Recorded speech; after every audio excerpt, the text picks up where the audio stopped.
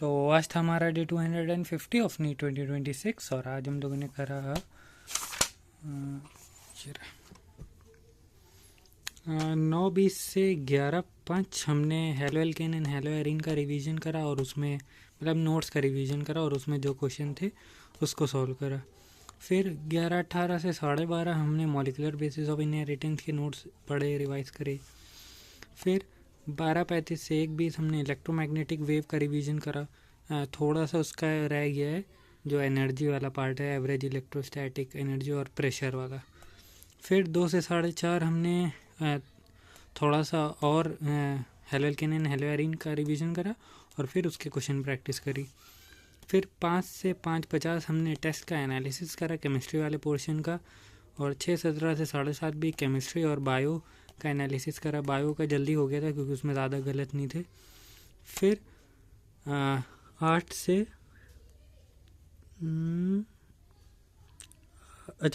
9:10 हमने लेक्चर लिया था इकोसिस्टम का। फिर 9:20 से 10:30 हमने नहीं, ये तो एक है। फिर 9:20 से करीब 9:20 से हो गया था टाइम करीब 10:10 तक, क्योंकि वो एसी का लास्ट लेक्चर रह गया था, वो भी ज़रा सा पार्ट रह गया था करीब 1 घंटे का, तो वो करा 9:20 से 10:10 तक। और फिर 10:12 से 10:30 तक हमने थोड़ा सा एक यूनिट एंड डायमेंशन में है ऑर्डर ऑफ मैग्नीट्यूड, वो जो टीचर नहीं पढ़ाते हैं वैसे, लेकिन इस बार जेई में एक पीवाईक्यू आया था तो सर ने कहा था कि हम इसको पढ़ाएंगे, तो हमने वो पढ़ा था थोड़ा सा। तो इसी के साथ एसी लेक्चर भी उसका भी डन और इसी के साथ फिज़िक्स का सिलेबस हो गया है एंड। तो टिक लगा लेते हैं, ये भी हो गया done done done done done done.